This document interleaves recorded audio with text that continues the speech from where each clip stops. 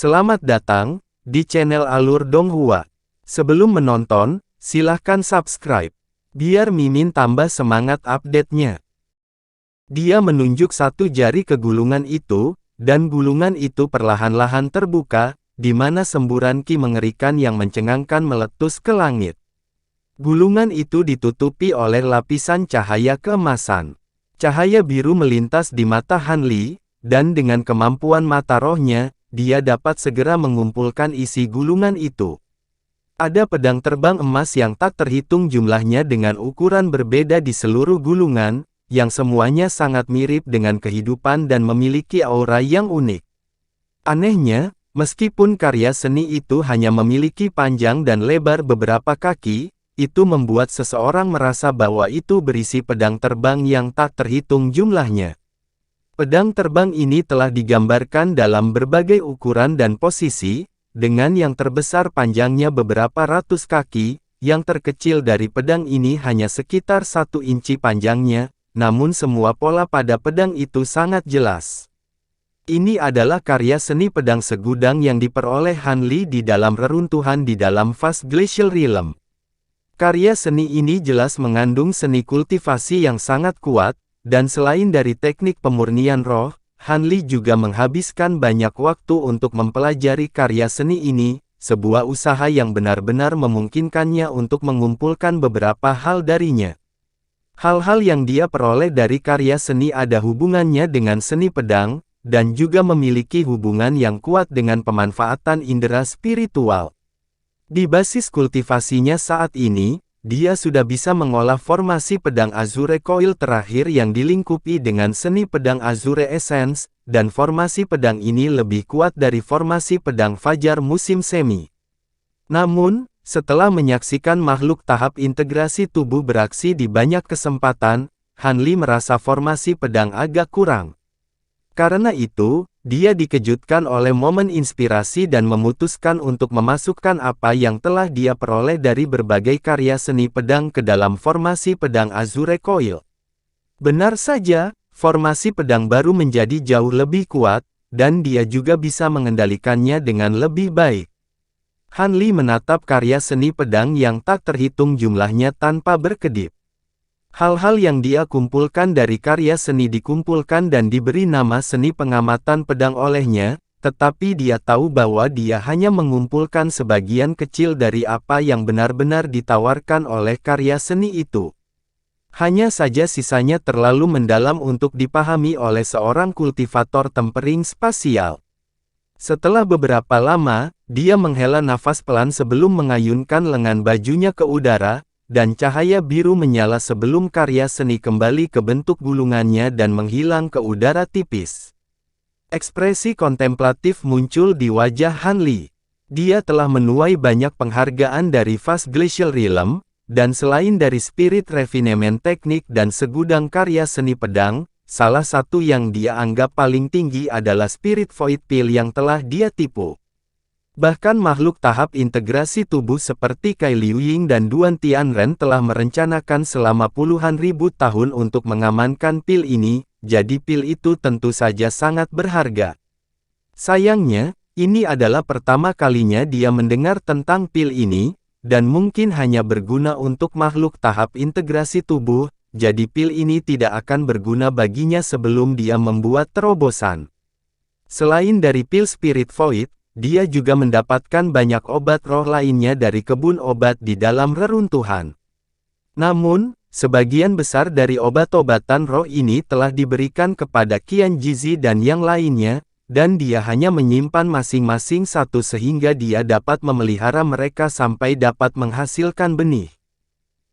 Meskipun dia masih tidak dapat mengidentifikasi bunga roh dan buah roh yang unik itu, semuanya pasti sangat sulit ditemukan di alam roh.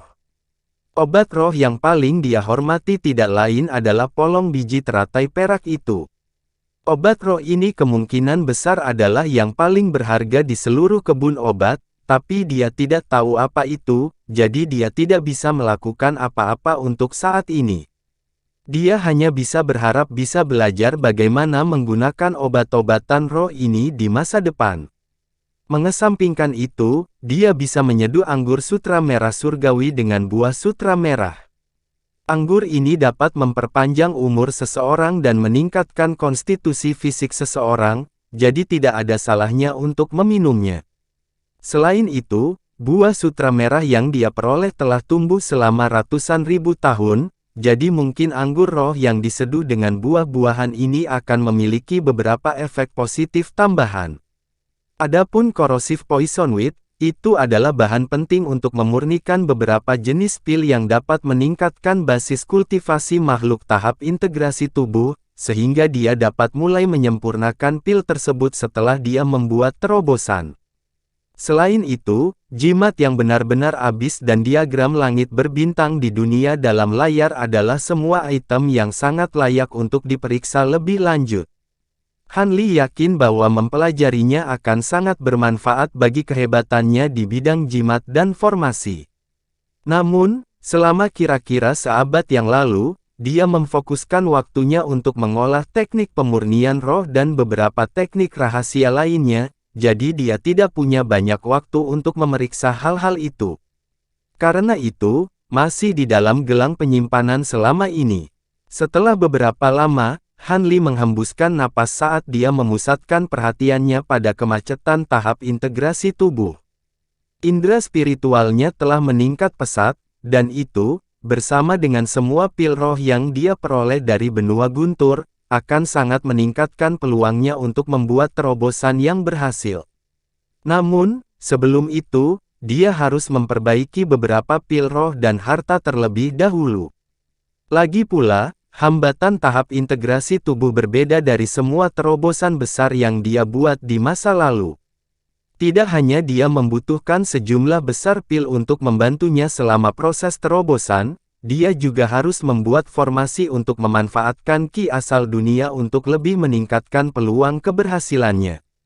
Formasi ini adalah salah satu yang diperoleh Han Li secara kebetulan saat melewati wilayah ras asing selama perjalanan pulang. Dikatakan bahwa formasi ini adalah rahasia ras mereka yang dijaga sangat ketat, dan jika bukan karena serangkaian peristiwa kebetulan, dia tidak akan bisa mempelajari metode untuk membentuk formasi. Formasi ini belum tentu terlalu rumit, tetapi proses pemikiran di baliknya cukup brilian, dan membutuhkan beberapa harta khusus untuk membentuk inti formasi. Han Li harus memperbaiki harta ini sendiri. Itulah sebabnya dia membeli begitu banyak bahan dari kota Deep Heaven. Dia menjentikkan pergelangan tangannya, dan gelang penyimpanannya terbang di udara sebagai seberkas cahaya hitam sebelum melayang di udara. Dia melambaikan tangan ke arah gelang itu, dan cahaya merah menyala ketika sebuah kuali merah yang tingginya sekitar 1 inci muncul di bawahnya. Semburan cahaya biru kemudian menyapu keluar dari gelang penyimpanan, dan cahaya spiritual menyala di tanah, diikuti oleh serangkaian wadah yang muncul. Han Li membuat segel tangan, dan kuali itu dengan cepat membesar hingga beberapa kaki. Senyum tipis muncul di wajahnya, dan dia mengarahkan jari ke kuali, di mana gumpalan api biru meletus dari ujung jarinya.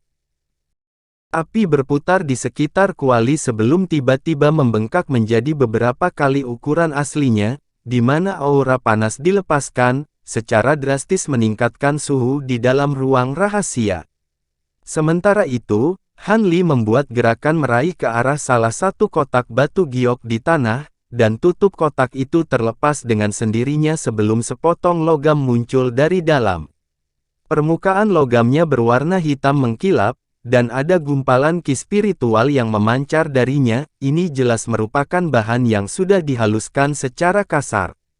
Sepotong logam hitam menghilang ke dalam kuali dalam sekejap. Setelah itu, dia menambahkan satu demi satu bahan ke dalam kuali, dan hanya setelah 2 bulan dia akhirnya menyelesaikan penyempurnaan semua harta dan pil yang dia butuhkan. Dia kemudian menghabiskan setengah bulan lebih untuk membuat formasi besar dengan gunung sebagai pusatnya. Setelah semua persiapan itu dilakukan, Han Li mengasingkan diri dan berkultivasi selama setengah tahun untuk mempersiapkan dirinya ke kondisi terbaik sebelum akhirnya mulai mencoba terobosan. Pada hari ini, lelaki tua berambut putih dari cabang keluarga Gu sedang bermeditasi di sebuah gua ketika tanah tiba-tiba mulai bergetar, diikuti dengan seluruh ruang rahasia yang mulai berguncang hebat. Pria tua itu membuka matanya dan baru saja akan berteriak untuk menanyakan apa yang terjadi ketika sebuah pikiran tiba-tiba terlintas di benaknya. Ekspresinya segera berubah saat dia bergegas keluar dari ruang rahasia sebagai seberkas cahaya, dan setelah hanya beberapa kedipan, dia muncul di atas batu raksasa di puncak gunung, lalu mengalihkan pandangannya ke arah lautan kabut di kejauhan. Beberapa saat kemudian, beberapa seberkas cahaya melintas untuk bergabung dengan pria tua itu. Ada fenomena surgawi yang terjadi lagi. Pikiran yang sama muncul di benak semua orang pada saat yang sama ketika selusin lebih pilar cahaya perak raksasa meletus dari dalam lautan kabut. Pria tua itu melepaskan indera spiritualnya, dan wajahnya langsung memucat, semua asal dunia Ki melonjak menuju lautan kabut. Sejumlah besar Ki spiritual dilepaskan oleh pembuluh darah roh di dekatnya. Tiba-tiba, tangisan panjang tiba-tiba terdengar dari dalam lautan kabut, diikuti oleh ledakan tekanan spiritual yang luar biasa. Tekanan spiritual sangat kuat di luar dugaan, dan meskipun semua kultivator yang menyaksikan berada ratusan kilometer jauhnya, semua merasakan beban yang sangat besar menimpa mereka. Beberapa kultivator dengan basis kultivasi yang lebih lemah pingsan dengan darah menetes dari semua lubang mereka. Bahkan makhluk yang lebih kuat seperti pria tua berambut putih juga mengalami kehilangan penglihatan sesaat sebelum tanpa sadar jatuh berlutut.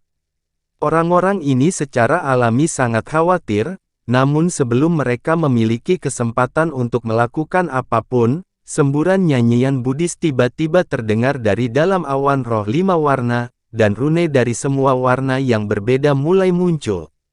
Tepat pada saat ini, raungan yang tidak manusiawi meletus dari tengah lautan kabut, di mana gunung itu berada, dan seberkas cahaya keemasan melesat keluar. Cahaya kemudian surut untuk mengungkapkan sosok emas yang tingginya lebih dari 1000 kaki. Sosok emas itu memiliki sepasang mata besar yang mengancam dan memamerkan taringnya dengan ganas, itu adalah kera emas raksasa yang tampak ganas. Setelah kera ini muncul, petir yang keras segera meletus dari dalam awan roh 5 warna. Busur petir ungu yang tak terhitung jumlahnya kemudian menyatu ke tempat yang sama di awan, membentuk wim ungu raksasa yang ukurannya tidak kalah dengan kera besar. Petir yang menghancurkan bumi lainnya meletus, dan wim ungu itu runtuh dengan kekuatan yang menghancurkan. Kera emas raksasa memandang dengan ekspresi ganas dan memukul dadanya sebelum melompat untuk menemui wim ungu. Kera emas raksasa merentangkan lengannya yang besar sebelum melilitkannya di leher Wim ungu, lalu merobek kepala Wim besar itu dengan raungan ganas. Tubuh Wim ungu hancur menjadi busur petir yang tak terhitung jumlahnya di tengah ledakan yang menggema, dan kera raksasa itu tiba-tiba mengangkat kepalanya sebelum menarik napas dalam-dalam, lalu membuka mulutnya untuk mengeluarkan hamparan cahaya keemasan yang luas. Semua busur petir yang menyebar segera ditangkap oleh cahaya keemasan sebelum ditarik ke mulut kera emas. Dalam sekejap, semua petir telah lenyap. Namun, kera raksasa itu tidak berniat berhenti di situ. Cahaya spiritual berputar di sekitar tubuhnya, dan cahaya keemasan yang dikeluarkannya dari mulutnya menghilang ke dalam awan roh 5 warna sebagai pilar cahaya. Serangkaian dentuman tumpul terdengar berurutan dengan cepat di dalam awan roh, dan mereka mulai berputar di sekitar pilar cahaya emas. Semua rune di dalam awan ditarik ke dalam cahaya keemasan dalam hiruk-pikuk oleh semburan kekuatan hisap yang sangat besar, dan semua rune ini dimakan oleh kera raksasa. Beberapa saat kemudian, permukaan pilar cahaya emas dipenuhi dengan rune dari semua warna berbeda, yang melonjak ke bawah dalam hiruk-pikuk. Mulut kera emas raksasa itu seperti lubang tak berdasar yang tampaknya memiliki kapasitas tak terbatas untuk rune ini. Semua kultivator yang menyaksikan di sekitar lautan kabut semuanya memandang dengan terperangah. Sementara itu, Istilah kera gunung raksasa dan garis keturunan roh sejati bergema di benak lelaki tua berambut putih itu, dan dia bahkan lebih terkejut daripada yang lainnya. Sebagai pemimpin cabang dari keluarga roh sejati, dia jauh lebih berpengetahuan dan berpengalaman segera mengidentifikasi kera raksasa itu sebagai proyeksi kera gunung raksasa, sebuah wahyu yang langsung membuat rahangnya jatuh ke tanah. Tidak heran dia tidak mau bergabung dengan keluarga Gukita, dia sendiri memiliki garis keturunan roh sejati. Tapi proyeksi ini terlalu kuat. Bahkan dari jarak sejauh ini, auranya saja sudah cukup untuk menjatuhkan begitu banyak dari kita. Di atas semua itu, fenomena yang terjadi pada kesempatan ini bahkan lebih mencengangkan daripada yang terakhir kali. Begitu banyak ki asal dunia berkumpul di satu tempat, mungkinkah dia mencoba terobosan ke tahap integrasi tubuh? Pria tua itu sendiri tidak terlalu kuat, tetapi dia cukup pintar. Pada saat ini, rune di atas lautan kabut tidak hanya ditarik ke dalam cahaya keemasan, bahkan awan roh 5 warna pun ikut tersapu. Beberapa saat kemudian, awan roh di langit telah melengkung dan memanjang untuk membentuk struktur seperti corong raksasa dengan bagian atas lebar yang meruncing ke bagian bawah yang sempit.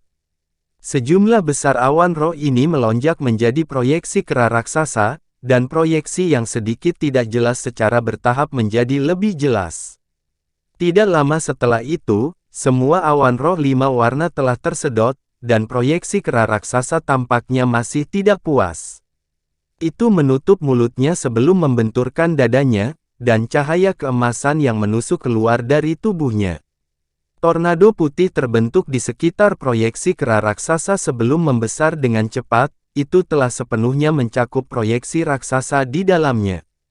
Pada saat yang sama, semburan fluktuasi tak terlihat dengan cepat menyebar ke segala arah dari tornado, dan ruang lingkup yang dicakup oleh fluktuasi ini cukup mencengangkan. Semua ki asal dunia dalam radius ribuan kilometer diaduk menjadi hiruk-pikuk, dan mereka semua melonjak menuju lautan kabut sebagai titik cahaya seukuran kacang polong. Bintik-bintik cahaya ini menghilang ke dalam tornado seperti ngengat menjadi nyala api, dan raungan kera raksasa terdengar dari dalam tornado sekali lagi. Saat jumlah bintik cahaya 5 warna bertambah, raungan kera raksasa berangsur-angsur mereda sebelum akhirnya benar-benar sunyi. Semua kultivator di sekitar lautan kabut memandang dengan takjub. Jika seorang kultivator normal menyerap begitu banyak ki asal dunia, kemungkinan besar akan meledakkan dan binasa. Setelah beberapa lama, teriakan nyaring tiba-tiba terdengar dari dalam tornado putih, diikuti dengan ledakan yang menghancurkan bumi. Tornado itu kemudian hancur berkeping-keping, dan hembusan angin kencang meletus ke segala arah, menyebarkan semua titik cahaya di dekatnya. Kera raksasa muncul sekali lagi, tetapi tubuhnya tidak lagi berwarna keemasan. Sebaliknya, itu penuh dengan rune 5 warna yang mempesona. Kera raksasa itu meletakkan tangannya di atas kepalanya, dan ekspresinya berubah dengan cepat, bertransisi secara tidak menentu antara penderitaan, kemarahan yang luar biasa, dan serangkaian emosi lainnya, membuatnya tampak seolah-olah sudah gila. Pada saat yang sama, rune di tubuhnya berkedip dengan keras, dan seluruh tubuhnya berfluktuasi dalam kejernihan dengan sangat tidak stabil. Semua penonton agak bingung melihat ini, tetapi rasa ngeri membuncah di hati lelaki tua berambut putih itu. Situasi ini merupakan indikasi yang jelas bahwa pria itu telah mencapai titik kritis dalam terobosannya dan telah diganggu oleh setan-setan batin. Jika dia menyerah pada iblis batiniahnya dan kehilangan kendali atas dirinya sendiri, sangat mungkin iblis batiniahnya akan membuatnya melakukan pembunuhan yang tidak masuk akal. Dengan kekuatan luar biasa pria ini, tidak ada kultivator yang menonton yang dapat memberikan perlawanan apapun, dan mereka sama saja sudah mati. Menerobos kebuntuan kultivasi utama selalu merupakan upaya yang sangat berbahaya, dan kejadian seperti itu jauh dari biasa.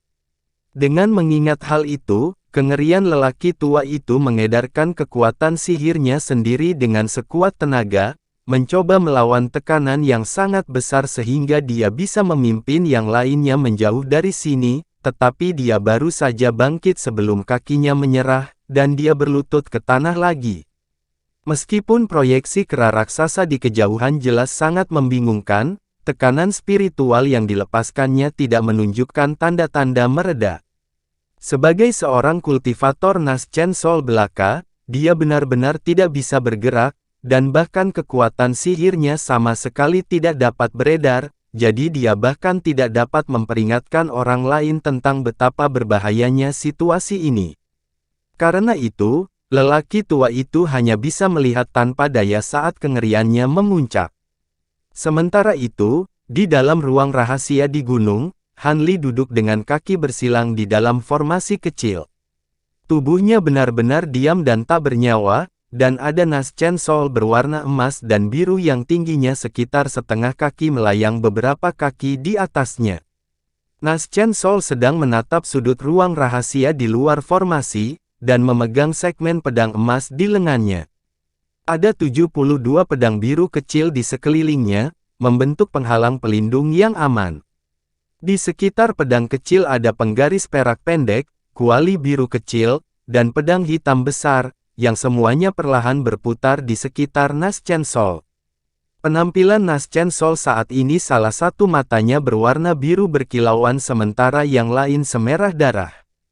Satu sisi wajah dipelintir dengan kebiadaban dan keganasan, sementara sisi lainnya tenang dan terkumpul dengan sedikit senyuman. Seolah-olah ada dua Han Li yang sangat berbeda di dalam tubuh Naschen Soul. Tubuh fisik Han Li di bawah membuat segel tangan dan membawa pembakar dupa biru di tangan lainnya. Ada batang dupa hitam pendek yang menonjol dari pembakar. Ada sejumlah besar rune 5 warna melayang dari langit-langit ruang rahasia, dan terlepas dari apakah mereka jatuh pada Naschen Soul atau tubuh fisik Han Li, mereka segera menghilang dalam sekejap. Di sudut yang Naschen Soul menatap, ada bola ki hitam seukuran kepala yang berputar tidak menentu dan mengeluarkan lolongan aneh. Lolongannya sangat tidak menyenangkan dan membuat pendengarnya sangat sulit untuk tetap tenang. Sisi tenang dari wajah Naschen Soul tetap sama sekali tidak tergerak oleh suara mengerikan ini, tetapi cahaya merah di mata sisi lain dari wajah itu menjadi semakin gelap. Sebuah cahaya dingin melintas melalui mata biru Naschen Soul, dan itu mengangkat tangan sebelum menunjuk ke pembakar dupa yang dipegang oleh tubuh Han Li. Sebuah bola api perak melesat keluar dari ujung jarinya sebelum menghantam dupa di pembakar dalam sekejap, dan dupa itu segera dinyalakan, mengirimkan aroma cendana misterius yang menyebar ke seluruh ruang rahasia. Setelah menghirup wewangian ini hanya sesaat, tampilan gila di sisi bengkok dari wajah Naschen Soul segera mulai mereda, dan cahaya merah di matanya juga berangsur-angsur memudar. Begitu bola ki hitam bersentuhan dengan aroma ini, ia segera mengeluarkan lolongan kesedihan sebelum tiba-tiba terdiam. Ki hitam kemudian mulai bergejolak sebelum berangsur-angsur menghilang di tengah wewangian, memperlihatkan wajah hantu yang menakutkan tanpa hidung dan mata, dan terpelintir kesakitan.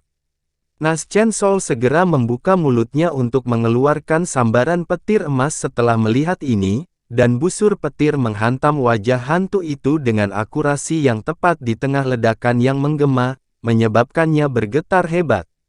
Itu menggertakkan giginya dengan kesal sebelum melepaskan pekikan yang tajam, dan tiba-tiba menjadi buram dan tidak jelas sebelum menghilang menjadi semburan ki hitam. Baru saat itulah Naschen Soul perlahan menutup matanya, dan ekspresi bengkoknya berangsur-angsur memudar.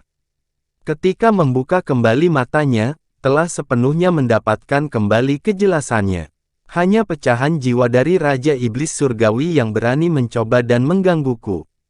Ketahui tempatmu. Naschen Soul terkekeh dingin dengan sikap mengejek.